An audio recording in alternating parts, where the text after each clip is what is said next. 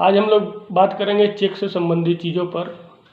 मान लीजिए कि राम ने श्याम को उधार पैसे दिए थे या फिर कुछ खरीदा था, तो श्याम ने राम को पैसे वापस करने के लिए उसको एक चेक देता है। तो जान लेते हैं कि चेक में जो है, चेक में डेट जो पड़ेगा उस डेट से लेकर 3 महीना के अंदर आपको वह चेक बैंक में प्रेजेंट कर देना है। अगर वो चेक बाउंस होता है तो बाउंस होने के साथ ही आपको 1 महीना के अंदर श्याम को लीगल नोटिस दे देना है। लीगल नोटिस में 15 दिन का समय मेंशन करते हुए कि 15 दिन के अंदर अगर श्याम उस लीगल नोटिस का रिप्लाई देता है तो भी ठीक है, नहीं देता है तो भी ठीक है। 15 दिन का मेंशन करते हुए आपको वह लीगल नोटिस सर्व कर देना है। लीगल नोटिस देने के 15 दिन का वेट करने के बाद आपको फिर 1 महीना के अंतर्गत आपको केस फाइल कर देना है। ये टाइम ड्यूरेशन जो है पूरा नेगोशिएबल इंस्ट्रूमेंट एक्ट 8081 में आपको 75 डेज़ का टाइम मेंशन रहता है। 30 दिन के अंदर आपको लीगल नोटिस सर्व कर देना है। 15 दिन का उसमें समय देना है। 15 दिन आपको वेट करना है, क्या रिप्लाई आता है, क्या नहीं आ रहा है। उसके बाद आफ्टर पासिंग ऑफ 15 डेज आपको 30 दिन के भीतर केस फाइल कर देना है। ये लिमिटेशन में काउंट होगा। अगर आप वो पीरियड फिर बढ़ा देते हैं, 30 दिन के बाद अगर कर देते हैं तो उसमें आपको लिमिटेशन फिर बाढ़ हो जाएगा। फिर आपको कोई सुप्रीम कोर्ट का या हाई कोर्ट का फिर आपको जजमेंट निकाल के सपोर्ट करना पड़ेगा। तो नेगोशिएबल इंस्ट्रूमेंट एक्ट सेक्शन 138 में हम लोग केस फाइल करते हैं और इसको केस फाइल करते के साथ ये ऐसे पे चला जाता है, वहाँ पे सोलमनाइज एफर्म करवाते हैं।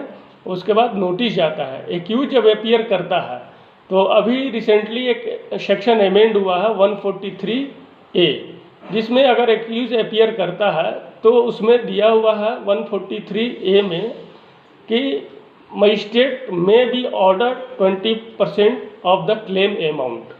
तो एक्यूज को 20% क्लेम अमाउंट का जो होता है वो कंप्लेनेंट को देना पड़ता है आफ्टर टेकिंग ऑफ बेल, और किसी भी समय जब आपका वो ट्रायल तो इसमें होता नहीं, सब्सटेंशियल केस है ये। अब देखिए, अब 142 में जो बोलता है, 142 में आप ये सारी चीज़ें दी गई हैं कि 30 दिन के अंदर आप केस फाइल करेंगे और टाइम का, और नेगोशिएबल इंस्ट्रूमेंट एक्ट जो है ये एक अलग एक्ट है। इसमें उसी के अंतर्गत 142 सेक्शन 142 के अंतर्गत केस फाइल होता है। ये पूरा प्रिज्यूम्टेड है कि जिन किसी ने भी अगर अपना लाइबिलिटी को डिस्चार्ज करने के लिए चेक इशू किया है तो कंप्लेनेंट को यह राइट है, या फिर जिसको चेक इशू हुआ है वो उसको वह राइट है कि चेक को बैंक में लगाए और पैसे की निकासी के लिए। बहुत सारे व्यक्ति जो है चेक को 2 बार 3 बार हिट कराते हैं बैंक में, लेकिन ये ज़रूरी नहीं है। आप एक ही बार लगाएं, उसके बाद आप लीगल नोटिस के थ्रू जिसने चेक आपको दिया है उसको इन्फॉर्म करें कि आपका चेक जो है वो फंड इफिशिएंट के कारण, इनसफिशिएंट फंड के कारण बाउंस हो गया है, या सिग्नेचर मिसमैच के कारण deliberately you have sign wrong signature, stop payment अगर किया है तो उसका रीजन आपको देखना पड़ेगा। तो जब भी आपको बैंक रिटर्न मेमो देता है तो उसमें रीजन डिफाइन होता है। तो मुख्यतः 138 सेक्शन 138 और सेक्शन 142 नेगोशिएबल इंस्ट्रूमेंट एक्ट 8081 में हम लोग फॉलो करते हैं।